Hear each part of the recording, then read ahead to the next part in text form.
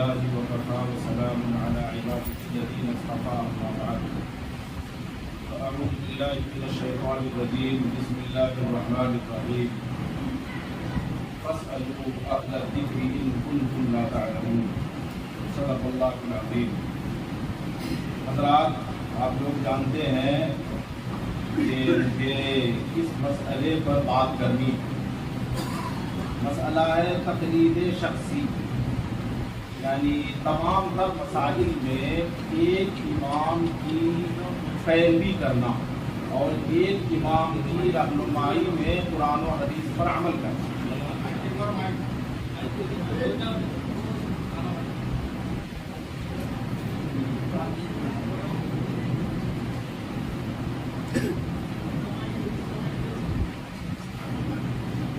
آسانی کے لیے میں نے اپنے مضمون کو کئی حصوں پر منقسم کیا. کئی اجزاء ہیں اس کے.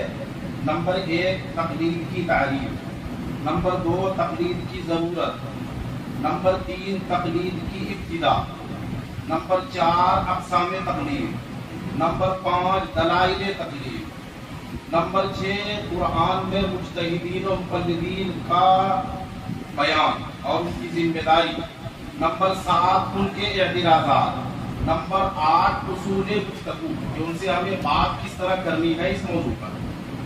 پہلی چیز تقلید کی تعریف. تقلید کا لفظ اس کا لغوی معنی ہے پیروی کرنا، کسی کی رہنمائی اختیار کرنا، کسی کے نقش قدم پر چلنا، یہ ہے لغوی معنی.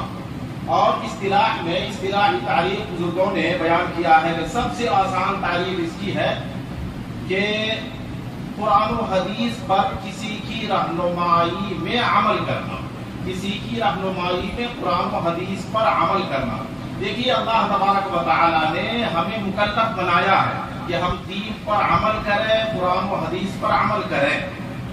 قرآن و حدیث پر جب ہم عمل کرنے کی کوشش کرتے ہیں اور جن مسائل کی ہمیں ضرورت پڑتی ہے، جب ہم قرآن و حدیث میں غور کرتے ہیں، پڑھتے ہیں، تو ہمیں 4 طرح کے مسائل نظر آتے ہیں.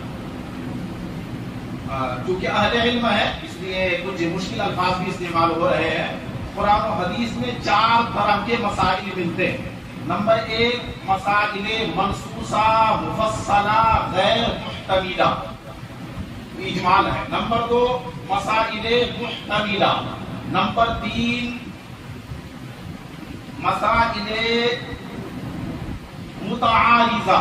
نمبر 4 مسائل غیر منصوصہ. یہ 4 طرح کے مسائل ملتے ہیں. اس میں اول ہے مسائل منصوصہ مفصلہ غیر محتملہ اور غیر متعارضہ.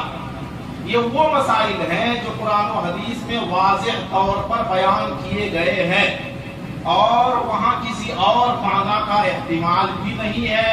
اسی طرح اس کے معارض کوئی دلیل موجود نہیں ہے. اس کی مثال بزرگوں نے دی ہے کہ وَلَا يَغْتَبْ بَعْضُكُمْ بَعْضًا. قرآن کہہ رہا ہے کہ تم میں سے کوئی کسی کی غیبت نہ کرے. یہ ایسا حکم شرعی ہے جو بالکل واضح ہے اور اس میں کسی اور معنی کا، کسی اور صورت کا احتمال نہیں ہے. اسی طرح اس سلسلے میں اس کے معارض کوئی دلیل بھی موجود نہیں ہے. اور بزرگوں نے لکھا ہے کہ احکام منصوصہ واضحہ میں تقلید جائز نہیں ہے. اس لیے ہمیں ان مسائل میں تقلید کی ضرورت نہیں ہے، کیونکہ قرآن و حدیث کو پڑھنے والا اس طرح کے احکام سمجھ جائے گا. اسے سمجھنے کے لیے کسی کی رہنمائی کی ضرورت نہیں پڑے گی. نمبر 2 مسائل محتملہ، یعنی وہ مسائل ہیں کہ جن آیتوں سے، جن احادیث سے وہ مسائل ثابت ہوتے ہیں وہاں دوسرا بھی احتمال موجود ہوتا ہے. اس کی مشہور مثال نور الانوار میں ہم لوگ پڑھتے ہیں کہ اللہ کا فرمان ہے وَالْمُطَلَّقَاتُ يَتَرَبَّصْنَ بِأَنفُسِهِنَّ ثَلَاثَةَ قُرُوء. کہ مطلقہ عورتیں اپنے آپ کو روکی رکھیں گی 3 قروء. یہاں قروء 2 معنوں میں استعمال ہوتا ہے. لفظ قروء حیض کے معنی میں بھی استعمال ہوتا ہے اور اسی طرح طہر کے معنی میں بھی استعمال ہوتا ہے. تو مسائل محتملہ میں ہمارے لیے مسئلہ یہ ہے، ایک مشکل مسئلہ یہ ہے کہ ہم کیا کریں. ہم حیض کا معنی مراد لیں یا پھر طہر کا معنی مراد لیں، یہاں ہمارے سامنے دو راستے ہوتے ہیں۔ ایک تو یہ کہ ہم اپنی فہم پر، اپنی بصیرت پر اعتماد کر کے کسی ایک معنی کو متعین کر کے عمل کرنا شروع کر دیں، اور دوسری صورت اور دوسرا راستہ جو واضح ہے اور سب سے بہتر ہے وہ یہ ہے کہ ہم اپنے اسلاف میں سے، مجتہدین میں سے کسی کی رہنمائی میں عمل کریں۔ یہ ہے مسائل کی دوسری قسم، مسائل محتملہ، یہاں ہمیں تقلید کی ضرورت پڑتی ہے۔ مسائل کی تیسری قسم ہے مسائل متعارضہ، یعنی وہ مسائل جہاں دلائل متعارض ہوتے ہیں، ایک دلیل سے کچھ اور معلوم ہوتا ہے، دوسری دلیل سے کچھ اور معلوم ہوتا ہے۔ جیسے ابھی مفتی صاحب نے بیان کیا قراءت خلف الامام کا جو مسئلہ ہے، یہ مسلم شریف کی حدیث میں ہے کہ وَإِذَا قَرَأَ فَأَنصِتُوا، یہ امام قراءت کرے تو تم خاموش ہو جاؤ۔ اسی طرح قرآن میں ہے وَإِذَا قُرِئَ الْقُرْآنُ فَاسْتَمِعُوا لَهُ وَأَنصِتُوا، کہ جب قرآن پڑھا جائے تو کان لگا کر سنو، خاموش رہو۔ ان آیت سے اور اس حدیث سے پتہ چلتا ہے کہ ہمیں امام کے پیچھے قراءت نہیں کرنی ہے، جبکہ بخاری شریف کی حدیث جو پڑھی گئی کہ لا صلاۃ لمن لم یقرأ بفاتحۃ الا بفاتحۃ الکتاب، لا صلاۃ الا بفاتحۃ الکتاب، یہ سورہ فاتحہ کے بغیر نماز نہیں ہوتی ہے۔ اب یہاں یہ ایک ایسا مسئلہ ہے جس میں دلائل متعارض ہیں۔ اب ہمارے سامنے یہاں مسئلہ یہ ہے کہ ہم اس حدیث کو اصل قرار دیں اور دوسری حدیث پہ تعویل کریں۔ ایک صورت تو یہ ہے کہ ہم بخاری والی حدیث کو اصل قرار دیں کہ سورہ فاتحہ کے بغیر نماز نہیں ہوتی ہے، ہر ایک کو سورہ فاتحہ کی تلاوت کرنی ہوگی، اور جو دوسری حدیث ہے وَإِذَا قَرَأَ فَأَنصِتُوا، ہم اس میں تعویل کریں۔ اسی طرح جو آیت کریمہ ہے اس میں ہم تعویل کریں، یا اس کے برعکس صورت ہم اختیار کر سکتے ہیں کہ ہم مسلم کی حدیث کو، آیت کریمہ کو اصل قرار دیں اور اس میں تعویل کریں۔ تو اب یہاں بھی ہمارے سامنے دو راستے ہیں کہ ہم اپنی فہم پر اعتماد کر کے کسی ایک حدیث کو اصل قرار دیں اور دوسری حدیث میں ہم تعویل کا راستہ اختیار کریں، اور دوسری صورت یہ ہے کہ ہم اس مسئلے میں بھی مجتہد کی رہنمائی میں عمل کریں۔ تیسرا مسئلہ ہے، تیسری قسم کے مسائل ہیں مسائل غیر منصوصہ، یعنی وہ مسائل ہیں جو قرآن و حدیث میں صراحتاً بیان نہیں کیے گئے ہیں۔ مثال کے طور پر نماز کے فرائض، واجبات، مشروعات، مستحبات، یہ وہ مسائل ہیں جو قرآن و حدیث میں صراحتاً بیان نہیں کیے گئے ہیں۔ تو ان مسائل میں ہمیں تقلید کی ضرورت ہے، اس لیے کہ ہمیں مکلف بنایا گیا ہے دین پر عمل کرنے کا، قرآن و حدیث پر عمل کرنے کا، اور یہ وہ مسائل ہیں جن کا حل ہم خود بخود قرآن و حدیث سے تلاش نہیں کر سکتے۔ یہاں ہم مجتہد کی رہنمائی اختیار کرتے ہیں تاکہ مجتہد نے ان مسائل کا جو حل تلاش کیا ہے ہم مجتہد کی رہنمائی میں عمل کریں۔ تو حاصل یہ نکلا کہ مسائل تقلیدیہ تین طرح کے ہیں، مسائل محتملہ اور مسائل متعارضہ اور مسائل غیر منصوصہ۔ مسائل محتملہ میں مجتہد کا کام ہے رفع احتمال کرنا، احتمال کو دور کر کے ایک معنی کو متعین کرنا، اور مقلدین کا کام ہے مجتہد کی رہنمائی میں اس پر عمل کرنا۔ اور دوسری قسم کے مسائل ہیں مسائل متعارضہ، یہاں مجتہد کا کام ہے رفع تعارض کو ختم کرنا اور خدا داد صلاحیتوں کی بنا پر کسی ایک حدیث کو ترجیح دینا، یہ ہے مجتہد کی ذمہ داری، اور ہماری ذمہ داری ہے مجتہد کی رہنمائی میں اس پر عمل کرنا۔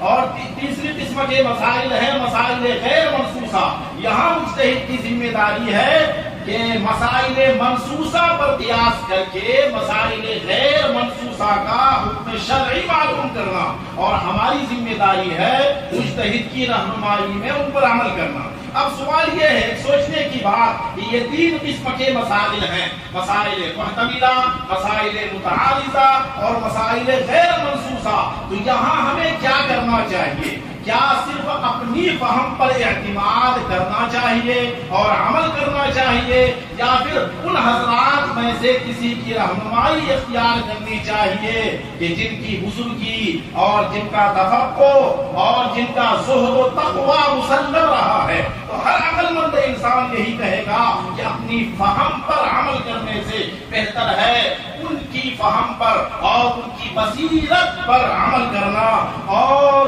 ان کے بتائے ہوئے طریقے کو اختیار کرنا اور اس پر عمل کرنا. یہ دوسری باتیں ہو گئیں. یہ تقلید کی ضرورت کہاں پڑتی ہے، کب پڑتی ہے؟ تو ہمیں تقلید کی ضرورت 3 قسم کے مسائل میں پڑتی ہے، اور یہ 3 قسم کے مسائل وہ ہیں جو آپ کے سامنے آ گئے.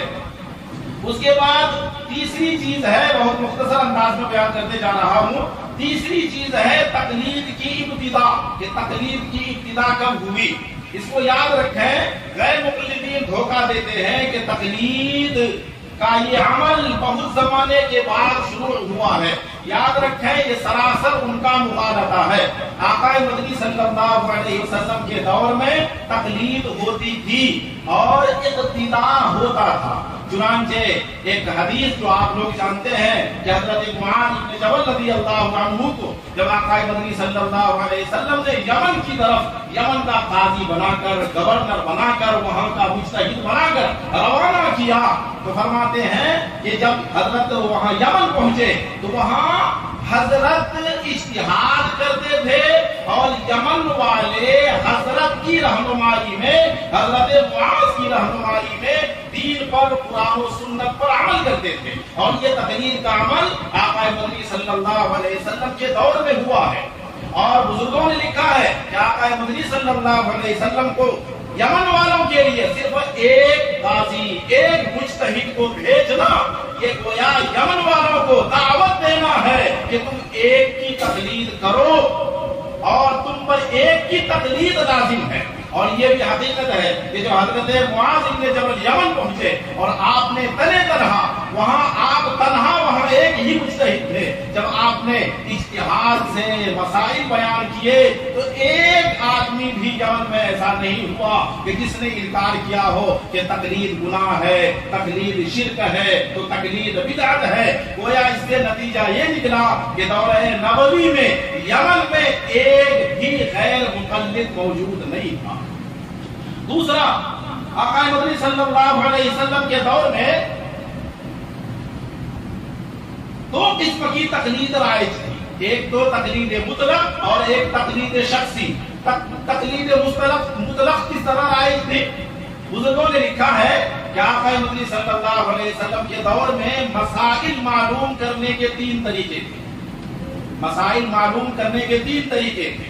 آقا مدنی صلی اللہ علیہ وسلم کے قریب جو لوگ رہتے تھے وہ پیش آمدہ مسائل آقا مدنی صلی اللہ علیہ وسلم سے پوچھ کر معلوم کر لیتے تھے. تو اس زمانے میں مسائل کو حل کرنے کا ایک طریقہ تھا نبی علیہ السلام سے پوچھنا، معلوم کرنا.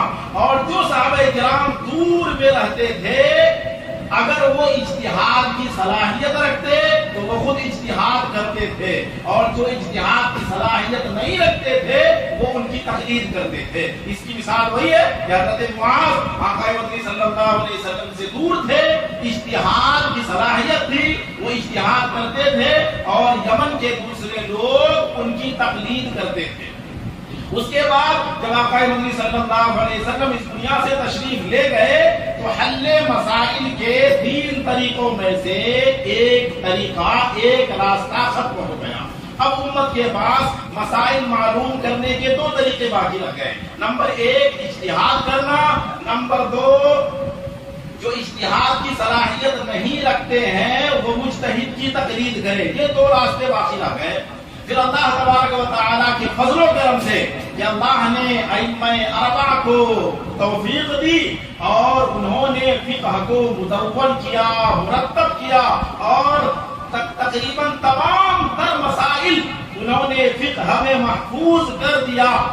تو 14 صدی ہجری میں علماء نے یہ فیصلہ کیا کہ تقلید کا عمل، اجتہاد کا عمل مکمل ہو گیا ہے، مسائل مدون ہو چکے ہیں، اس لیے اب آئندہ اجتہاد کی ضرورت باقی نہیں رہی، بلکہ کسی کو اگر تقلید کرنی ہے، بلکہ ہر ایک کو کرنی ہے، تو پھر چاروں اماموں میں سے کسی ایک کی تقلید کرے۔ تو اس کے بعد 14 صدی کے بعد اب ایک ہی راستہ باقی رہا، وہ راستہ ہے تقلید کا۔ تو حل مسائل کا ایک ہی راستہ اس زمانے میں باقی ہے، وہ ہے تقلید کا۔ باقی دو راستے منقطع ہوئے، اور یہ منقطع اس لیے ہوئے، پہلا راستہ منقطع ہوا آقا مدنی علیہ السلام کے اس دنیا سے تشریف لے جانے کی وجہ سے، اور دوسرا راستہ جو اجتہاد کا تھا وہ منقطع ہوا اس لیے کہ اس کی ضرورت باقی نہیں رہی۔ اب ایک تیسرا راستہ متعین ہو گیا کہ وہ یہ کہ کسی ایک کی تقلید کی جائے۔